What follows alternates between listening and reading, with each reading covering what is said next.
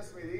దయచేసి మీరు ఇక్కడ రూలింగ్ ఇస్తేనే సభ రికార్డు నుంచి తొలగిస్తున్నామంటే అది టీవీలో పేపర్లలో టెలికాస్ట్ కాదు, అదర్వైజ్ ఇబ్బంది అవుతుంది. ఇంకొక చిన్న సబ్మిషన్ సార్, మనం నార్మల్ గా రోడ్ల మీద డ్రంక్ అండ్ డ్రైవ్ టెస్ట్ చేస్తాము, ఇప్పుడు అసెంబ్లీలో కూడా బయట డ్రంక్ అండ్ డ్రైవ్ టెస్ట్ చేయాల్సిన అవసరం కనబడతా ఉంది.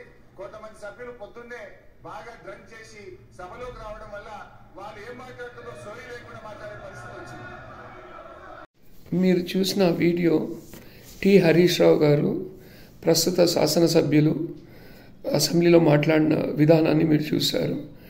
హరీష్ రావు గారు మాట్లాడుతూ ఏమన్నారు, సహచర శాసనసభ్యులు అంటే పాలకపక్షంలో కొద్దిమంది సభ్యులు పట్టపగలు తాగి అసెంబ్లీకి వచ్చి సోయి లేకుండా మాట్లాడుతున్నారన్నారు. అంటే ఈ రకంగా చెప్పడం ద్వారా శాసనసభ్యుల యొక్క హుందాతనాన్ని, శాసనసభ్యులపైన గౌరవాన్ని, శాసనసభ అంటేనే అసహించుకునేటట్లు కనపడుతుంది.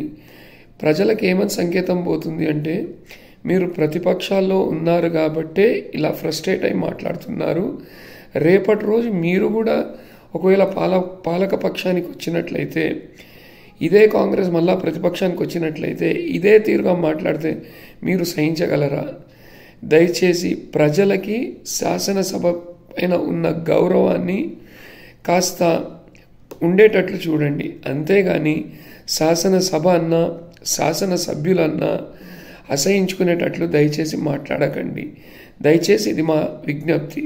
ఎందుకంటే శాసనాల్ని తయారు చేయాల్సిన సభ్యులు ఈ రకంగా మాట్లాడుతున్నారంటే శాసనాలు ఏ రకంగా ఉంటుందని ప్రజలు అనుకుంటున్నారు.